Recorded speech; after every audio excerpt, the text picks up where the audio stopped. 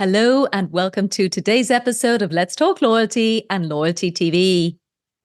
As most of you will know, tomorrow, March the 8th, is International Women's Day around the world. To celebrate the day, one of our guest hosts, Carly Neubauer, created a very special webinar featuring all of the guest hosts of Let's Talk Loyalty. This was in response to feedback from members of WiiN, a not-for-profit organisation that works to connect, educate and empower women in the incentive and loyalty industry.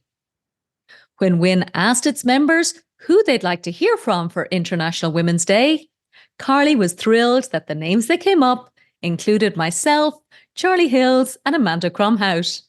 And of course, we were all thrilled to have the chance to record together and support the WiiN webinar.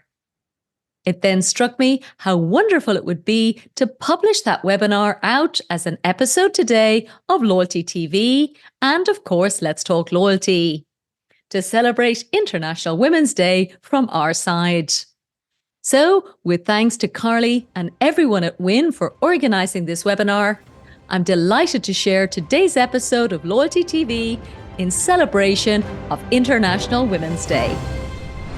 Okay, so welcome to our amazing members. Thank you all for joining us, and especially our very special guests joining us for International Women's Day. So we are recording for Loyalty TV as well, and I've received a number of questions from our members over the last few weeks, so we have lots and lots to chat about today.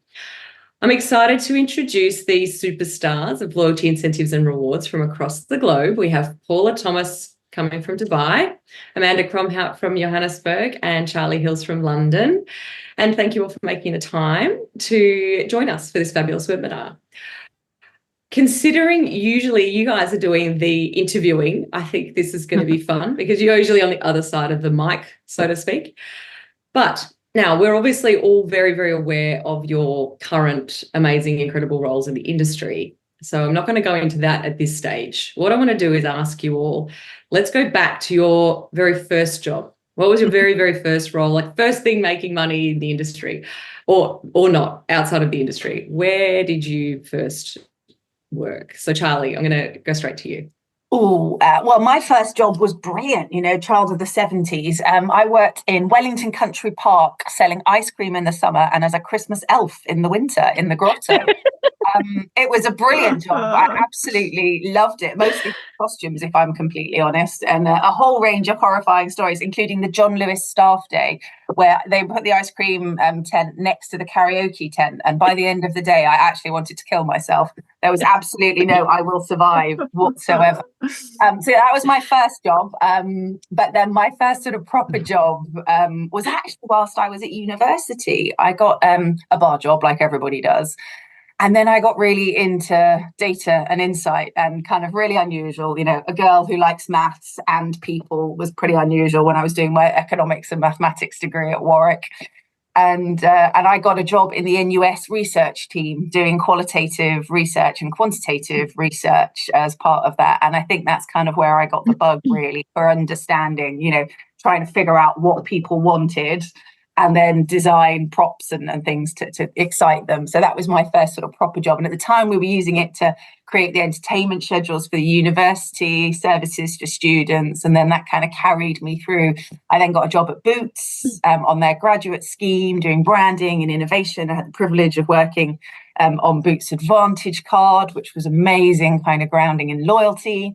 And then from there, where did I go after Boots? Then I thought it would be really fun to go agency side and actually do some work for all of you that are client side, rather than just getting other people to do it for me. So I went to a brilliant agency called The Marketing Store, and I worked on Master Foods, McDonald's, Shell, Vodafone, Serial Partners, got some really fantastic experience. And then to a consultancy called Cherry, where I got into partnerships, data and insight. And then I co-founded Mando Connect in 2017 for WPP with my now managing director, Joe Ashdown, and my CEO, Becky Monday. And the rest is history. We've kind of gone from there. So yeah, a really exciting, slightly patchwork journey, but always with that funny little thread all the way through it of data and insight applied to partnerships. The first skincare brand I made for Boots was called Tea Tree and Witch Hazel, which was a perfect partnership of tea tree to help pea skin calm down and witch hazel to kind of soothe it.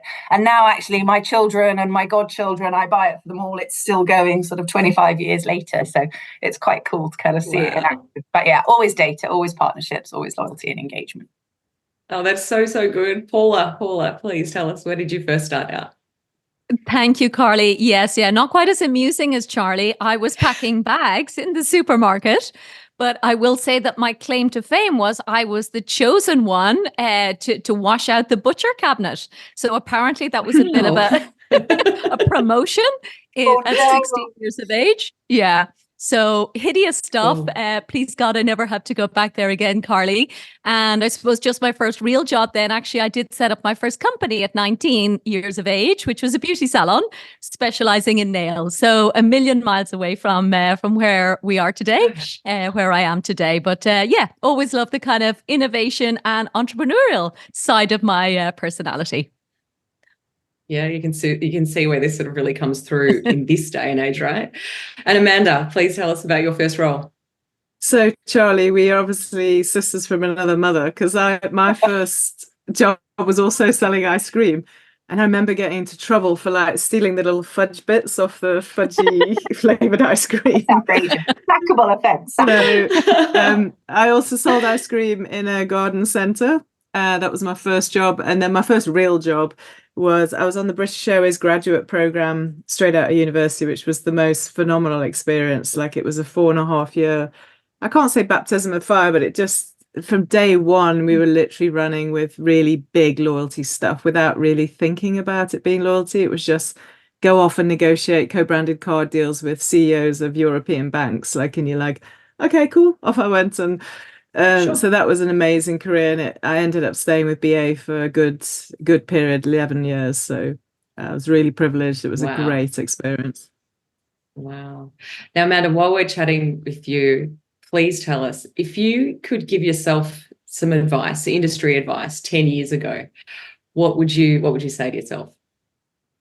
So, I mean, I've been running Truth now for 14 years, and it's loyalty, it's niche loyalty process. So it's not like I was shifted jobs 14 years ago, like it's the same company. So I think more and more as I've got older and grayer, I trust my gut completely. So if you're working for a client or working with a colleague or whatever it is, I physically feel a gut reaction to things, like in my stomach, and trust it.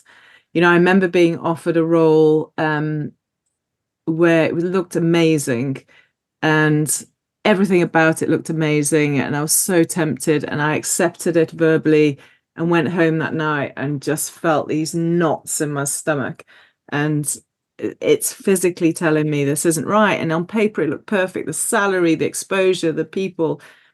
And then I just, everything about it, and I assessed why it wasn't right, and had the courage to go back and go, I'm going to mess you around now. I'm really sorry, but I'm going to walk away. And I walked away, and it was the best decision I ever made.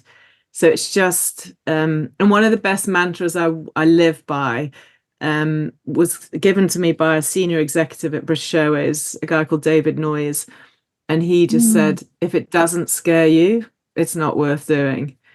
So that gut reaction in your stomach, if it's fear, kind of maybe push through it if it's worthwhile, because fear is okay. But trust your gut reaction, but run towards what you're afraid of. Oh, that's amazing. That's our outtake right there, I think. But this is so true. And I imagine there's so many people here in this webinar that would resonate with that and really understand it, or have lived that similar experience for sure. I want to ask you, Charlie, you were telling me about some of your journey as well, and getting straight into it. Over some time, you've had this contra feedback around being more like a man. How can you be more like a man? But also at the same time, this misunderstanding that with a name like Charlie, you've been mistaken as a man. Not face to face, I assume, but you've had this experience. I hope not. My God, I hope not. Please talk to us a little bit about that. Obviously, this be more like a man, but hold on, I've been mistaken as a man. What's going on here? Yeah, I mean, it's funny, isn't it, when we think about these prep calls? And it's been a really interesting thing, actually, to kind of reflect back over the experience of my career and how that's then made me who I am today, and how that's made my agency what we are today, and how we work. And I think I've always been very unusual. And I'm sure there's lots of us here on the call who have stood out for something over time. And I have always stood out kind of unusual in my field. You know, it was very strange when I was at university. I was the only girl on my course. You know, I actually went to an all boys sixth form school that took like 20 girls and sort of 480 guys. So I've always sort of operated in a fairly male field. And actually, I think we've seen a big change in that, in loyalty and engagement in the last sort of 10, 15 years. But I still find quite often that I am the only female representative there. And it's something I'm really passionate about. You know, in the research and the papers we do, I'm always pushing for female representation of the experts. It's one of the things I love about the Let's Talk Loyalty team I'm here with today. You know, lots of kind of female empowerment and support for each other, but also for everyone. And I think, you know, we were talking about some of the times in my career, and I'm sure we can all empathize it, where you're in the room and, you know, you've sat down to a meeting, you're meeting a new client, and, you know, you'd be chatting and doing tea, and then it comes to introductions. And in my case, because I have a boy's name as well, they'll be like, oh God, Charlie, you know, because they were expecting the senior man to walk into the room, not the sort of smiley person making tea with the biscuits, chatting to everybody else. And I think that's, I've had sort of 3 or 4 moments like that, certainly since we founded Connect, and a lot more kind of in my earlier career. And I think there's 2 ways you can deal with that. And I think my way of dealing with it has always been to celebrate it, make the most of it, and actually use it as an opportunity to go, actually, look, you know, I'm here, this is me. Let's work together, let's create something new, and be quite brave with it. And I think that's probably one of the things, you know, to Amanda's conversation about what would you do, is just be brave, give it a go. You know, we all feel nervous sometimes. We're in those rooms, we all feel, gosh, you know, should I be here? And yes, we absolutely should be here, and we should all have a voice. So yeah, I think those moments have been quite entertaining at times, quite scary at others, quite intimidating at others. But I think that key thread of just be brave and roll with it, and try and influence things, so that for women coming through now, for the teams, that actually we're supporting them and giving them the priority they need, so that they won't face some of those same challenges.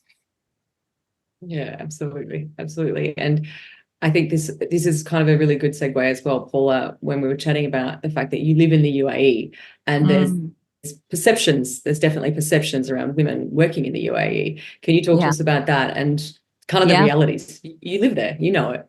Totally, Carly. Thanks a million. And I feel like it sounds like we all prepared the same answer, but actually we didn't, of course. But I just want to endorse that my pet piece of advice is feel the fear and do it anyway. So regardless of the UAE, I'll speak to that now for sure. But, you know, as somebody who, you know, started broadcasting with absolutely no training, 5 years ago, it's definitely something that thankfully has served us all well. And I'm feeling so proud to be, you know, here today and surrounded by all of you because of the work we do together. But back to the question, Carly, sorry to go off topic. So I first came to the UAE, would you believe, 1995.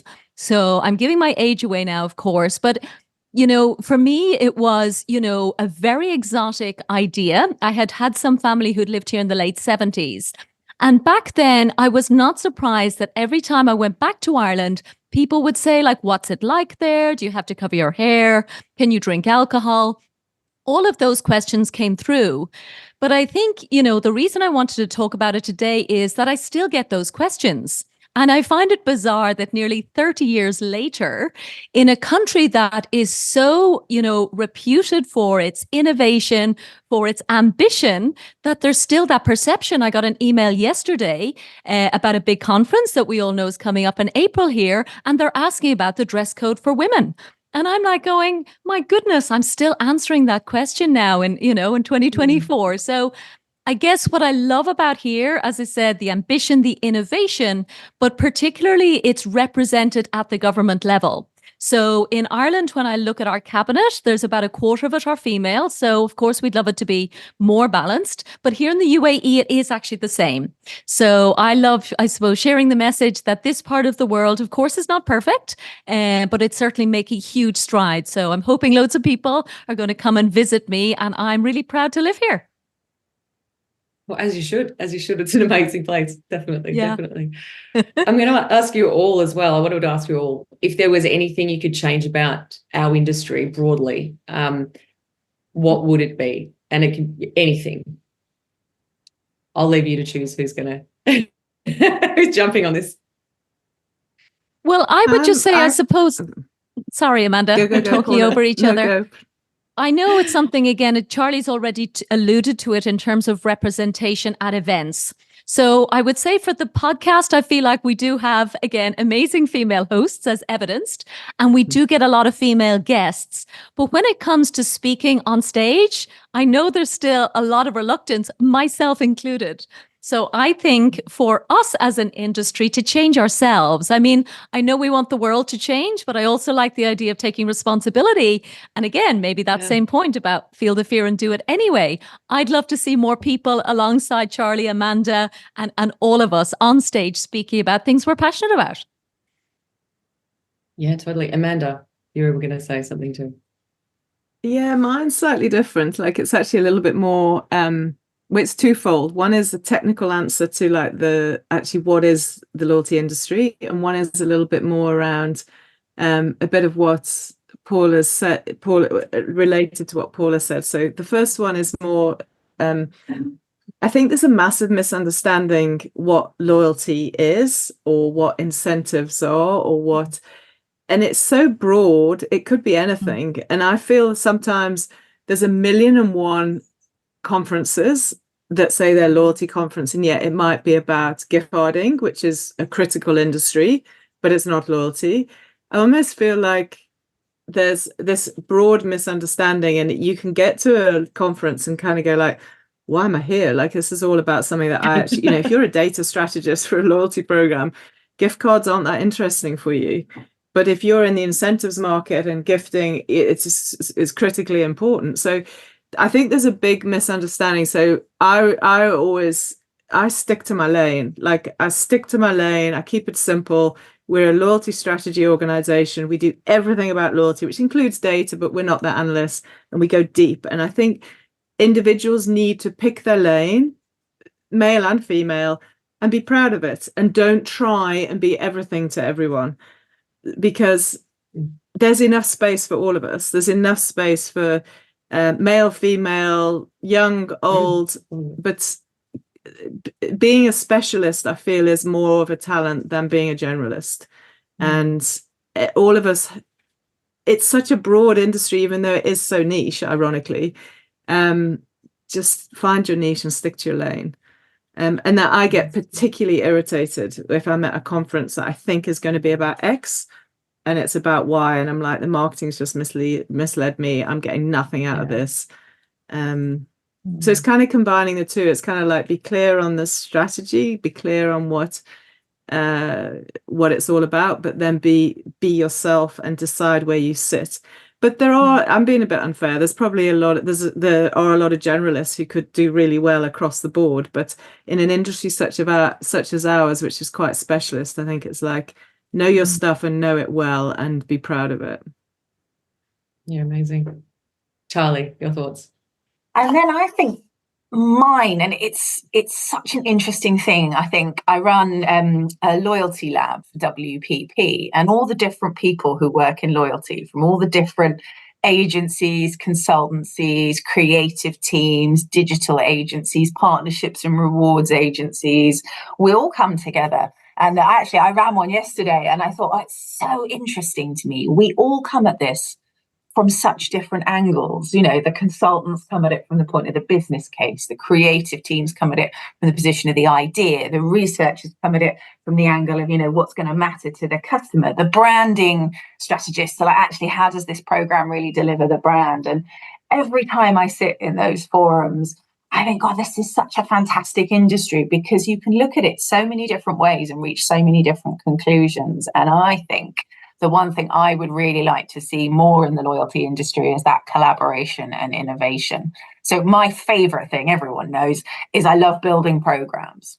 And I love building programs with a loyalty strategist, a really engaged client team, a fantastic creative agency, a brilliant technical platform, the rewards and partnership specialists, all working together, because then I think what you can create is something quite unique and quite special. And we've just published our British research. We're just working on our European research. Amanda's actually interviewing me later today for the Let's Talk Loyalty podcast. Yes. On the British research. And I think what we've seen is this meteoric rise in the differentiated program. Those days of one size fits all, whip out a points program and stick your logo on it have completely gone. And I think a large part of that is about collaboration across the industry and taking those different viewpoints and actually creating something that works for the brand, for the audience, for the partners, that is technically capable for the platform and the business and creative and comms. So I think that's the one thing I'm most interested to see in the industry, that rise of collaboration. And I think it plays to Amanda's point about swim in your lane, like recognize when you know what you know, and also when you need to ask for help. I would always reach out to, one of our creative agencies or one of our creative teams to develop a branding proposition. Me and my team are partnership specialists. We would never, pretend to come up with a conceptual name and an amazing creative thing. And I think that's so important. So collaboration, I think, would be my big one, leading to really good invention and innovation, not just collaboration so we can all sit in a room and make each other feel better. It's like, what do we actually do as a consequence of that collaboration? Absolutely. Amanda, do you have any recommendations? Because I know we have chatted about this previously as well. Launching a global program. So if anyone listening and our guests and members here as well, what sort of recommendation would you give if someone was launching a global program? We always start, go back to the roots of strategic. I mean, I'm a loyalty strategist, right? So I design programs from strategy through to implementation. But as Charlie says, to get to implementation requires a whole heap of other specialist skills. But start with your strategy. If you actually don't know why you're doing it, you're going to get into such a mess when you actually try and implement, because you're going to go back to, well, is the data important? Is the CVP important? So if it's, because a lot of organizations assume you're doing it just because you're going to get more sales or better profits. Actually, how about the customer? So why are you doing it strategically? What's one of those, right? So what's in it for you as the business is always the client's starting point, but actually we're constantly playing the role of, fine, but what's in it for, why would you do this for your customer? So the strategy at the start is the starting point. There's a reason it should be at the start. Not, we've got a technology solution that can do this. Can you build a loyalty program around it? Because that's probably the more common approach. So start with your strategy, and then you probably expect me to say this, but everything about our consultancy approach, the title of my book, everything is keep it simple. You don't have to launch the Rolls-Royce complex solution on day one. Keep it simple and develop it over time when you understand it more, understand how your customers react. But you could develop it covertly so it's more differentiated, so your customers always feel that it's simple. It could be hellishly complex behind the scenes and below the waterline, but keep it flipping simple for your customers. I feel like what you're describing here is also great advice for life as well. This is loyalty, but life as well. This is why I'm loving this. I'm take some notes here as well for myself. And Paula, if we were talking about metrics, we're talking about building the program out and coming from the lab and the collaboration and then building a program strategically as well. And obviously a simple one, even though we're probably all swimming like crazy behind the scenes. But if we talk about any metrics, how are we measuring these programs and metrics that are usually overlooked? What would you talk to about that? Thanks, Carly. Yeah, I was thinking about this last week, actually. I was asked to speak on a panel at a conference in the hotel sector. And just to pick up on Charlie's point, I have never run a hotel loyalty program. So I was frantically reaching out to the hotel loyalty specialists that I know, going, make sure I have, a real understanding of this sector before I put myself up on a stage. But one of the key questions was around metrics. And when I thought about all of the answers that have come through on the podcast, I realized I did have a favorite one that I hadn't heard from anyone except one particular person. So I wanted to highlight that. But I suppose the other ones that we all know and love, like my favorite, popular one, I suppose, is Net Promoter Score. But there are so many: the recency, frequency, monetary value, the lifetime value, the upsell, the cross sell, the increased visits, increased spend. Like there are, probably 20 different metrics. So I think it's important to acknowledge all of that. But the one that I hadn't heard before came from the president of the Advantage program for American Airlines. At the time, Bridget Blaise Shamai was the guest's name. And they specifically, or she had identified, based on the insight that we all know that burn drives earn, her key KPI was the speed to first redemption. And I thought that was brilliant, because we all know that we want people to engage and we want them to, to burn the points. But the speed of which that actually happens builds the trust. And it comes back to Amanda's point, like the purpose of a loyalty program internally is, of course, to drive profitable behavior change. But if you talk to a consumer, they're actually like, no, I'm joining this program so you can be loyal to me. Like, it's totally opposite. So I think we have to bear that in mind, that they want to be recognized for their past behavior, whereas the business wants to look to drive the future behavior. So so speed to first redemption, help them believe, help them to trust you, and then they will get into that virtuous circle. So that's definitely my favorite KPI. Yeah, I think KPIs is such an interesting topic, actually. And it's one of my favorite things about being agency side. We get to work across so many sectors and so many brands, and travel is such a world in itself. When we're working with Marriott or the summits and stuff, it's a fascinating sector. I think one of the things I'm really interested to see is the development of those KPIs. And I'm sure, Amanda, you've got a lot on this as well from the front line, but we traditionally saw behavioral KPIs 15 years ago, and actually they were quite transactional metrics. And then I think Forrester came along, and a recognition that actually, behavioral loyalty is really important, but actually emotional loyalty is what drives you for the long term. And then we saw that raft of emotional kind of KPIs coming in, and then that impact on brands. So one of my favorite loyalty KPIs is about brand I love. And actually, when you can see the differential between people who are in a great loyalty program where they're highly engaged and those that aren't, I think that's really interesting.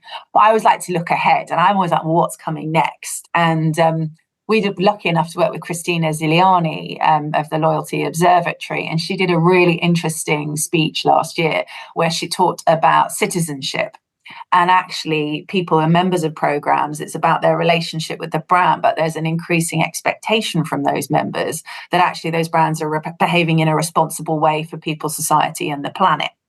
And it's something we've researched for a lot. I think I put it in 2020, which is 4 years ago and already feels like a lifetime ago. But looking at how important those corporate social responsibility KPIs to people in loyalty, and I have as yet to see one, but I'm really hoping that at some point in the next 12 to 20 months, we're going to be working with a client that has a direct corporate social responsibility KPI for their program, be that a sustainability KPI for their impact on their planet or their charity, because it's a lot of what they do, but it's not yet something that businesses are holding loyalty programs accountable for. Everyone will say, yes, I contribute to my corporate social responsibility policy of my company, and this is what we do, but it's not yet emerged as an actual kind of KPI. And I think it's really important in loyalty that we think about the long term. We've had a lot of discussions with a lot of the brands and programs that we work about this tension between the short term and the long term, particularly the impact of the cost of living crisis, and actually that really shifting consumers and loyalty program members to not only claim a lot more, they're claiming a lot faster at the moment, Paula, than they were 5 years ago, but actually, value. And I think one of the things we always push back on is, well, value is really important now, but in 5 years, what have you done now to help people, planet, and society? Because if you don't do it now, you can't start doing it in 5 years. So I think that's a really interesting area for me. And I'm really excited to see the development of those KPIs as we move forwards. Amanda, have you got any thoughts around what you see, especially in your region, around KPIs and measurement? Well, I love what Charlie's saying. I mean, obviously, a lot of the work we're doing personally is in truth linked to charity and so on. So I'm just hanging on every word there, Charlie. We're part of the Million Tree Pledge as well. We're all trying to do our part, aren't we? Absolutely. Yeah. Amanda, tell us about Um, blind trust as well. Please do. Yeah, can I skip the KPI question? Because I feel like it's been Yeah. super well answered by these lovely ladies. Yeah, let's do this. Um, Go straight to it. So we had a beautiful chat last week on Let's Talk Loyalty, actually, about the white paper, the South Africa white paper launch. And I think my favorite question you asked me, Carly, was the last question. It was like something around, so, you know, how do you find satisfaction in your work? And I said, please, let's talk about it for today, because Yeah. I've had a really privileged career. I've had an incredible career. I love my work. Like I've never got up in the morning and not wanted to go to work. Like, so, and I know not everyone has that. So it's a real privilege, and I'm grateful for the journey I've had, whether it was with British Airways, whether it was selling ice cream, stealing the fudge, or whether it was with Woolworths South Africa, which is a premium retailer. And now I've got Truth, and Truth's always been like amazing. I love it. Like, but suddenly now it makes sense. And I feel that since we've launched the Blind Loyalty Trust, it all makes sense, because we're able to use our position in the industry around the world and here in South Africa, but to continue to do a great job for our clients. Like, Truth is a serious consultancy. Like, we're not, you know, I'm not belittling what Truth does by just talking about blind loyalty or the trust. But now we're able to approach loyalty programs, and one redemption at a time. So one switch of expiring points at a time, we are changing the world one eye surgery at a time. And I shared this with you that last weekend we took 25 individuals from rural South Africa who were bilaterally blind, and through monies raised through Blind Loyalty Trust, which is predominantly through there's a lot of corporate donations for which we're extremely grateful, and a lot of all the profit from the book sales and all the profit from the bracelets around the world, all of that I'm incredibly grateful. But the real well done, the Always real on. monies It's always come on. from the real monies come from redemptions from loyalty programs, and that is changing people's lives. And it not only changes the individual's life who's blind, but it changes their family's lives. Because typically in South Africa, if someone is blind, the child gets taken out of school to look after their parent or grandparent who's blind. Or the father is 92 years old. He is looking after his 75-year-old son who's blind. So we're changing communities, and I just want to keep encouraging anyone who's got influence out there in the world of loyalty. If you can switch your program and you're looking for a charity choice, please join Blind Loyalty Trust, and let's continue, because we don't have to stop. We can carry on. And now suddenly the work we do at Truth, and we don't employ people at the trust, it's done through the Truth team, so that 100% minus stupid banking costs go to trustees. The work at Truth carries on, but it really has so much more meaning. And I sound sort of all kind of philosophical, but I'm not. It's just, if we can do what we do to help clients, but help also do all of this stuff, it's just so much more worthwhile. Yeah, I love this so much. I love this so much. And I was really, really happy to have that conversation with you, and also make sure we went through it again today, because I think the more exposure, the better. Yeah, it means so much. Now, I do have to honor some of these questions that I've been sent. We had a lot of excited members that, number one, they requested you. They wanted you ladies here, right? And also sent in a lot of questions as well. But there was a really big one. And I'm going to ask this one because, and we'll close it out. We're going to start wrapping up here as well after I ask you. But I do think this is an important one as well. And maybe a bit controversial, but it's really important. And this one came in. The key here is, when do you feel that the world can stop and no longer need to celebrate International Women's Day? When can we not need it anymore? Wow, that's a big question. I was doing it slowly. I was doing it slowly to prepare you. I was giving you some space. I was preparing you. Brilliant question, whoever asked it. It's a great question. I think we talk about this a lot at work, actually. And diversity and inclusion is really important, and it's how we think about this topic. Actually, we do support women. My CEO is a member of WACL, which is a big network of women in communications leadership. We do a lot to promote our team, but actually we do a lot to promote and support our team and the people we work with, for all types of people, all different working patterns, all different needs. And so I'm not sure the world will ever not need International Women's Day. I think it's a great celebration. I'm privileged to work with some incredible women, be mentored by brilliant women, have been managed by brilliant women, have brilliant women in my team. But I've also got brilliant men in my team and had brilliant men managers and brilliant male mentors. And, I think that's one of the things that we look at. But we also look at age, we look at race, we look at people's backgrounds. And actually, I think it's really important that we celebrate and support everyone. So I don't think there will ever be a need not to have International Women's Day. I think we will always need it. But I think we need to celebrate and support everyone and make sure that we're bringing everybody into our industry and welcoming those individuals and actually creating career paths and working patterns and training and support to make sure that everybody feels part of our industry. I think, the one thing you can definitely say about loyalty marketing is it's the more the merrier. We need more people in, we need more different types of people, because then the programs that we work on will be better. Back to that original point on collaboration. The more we do, the more we bring people in, the better the work will be.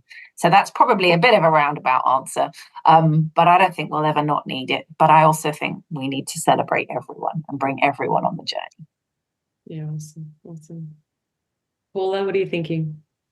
I am thinking, Carly, when I think about my younger self, I probably would have, subconsciously turned certain parts of myself down for fear of offending, for fear of, I don't know what kind of misguided ideas I had about who I should be. But I think for me, I love the idea now of celebrating femininity at any time and in any context. And I think women love to connect with each other. So, like Charlie said, we may never not need it, but I think we'll always want it. I, again, am filled with joy and pride for what everyone around this room is doing and talking about, and the work that's being done. And I feel like we deserve the opportunity to share that time together. So for me, if I could spend more time with all of you women, I would. I just think that that's something that that I want more of.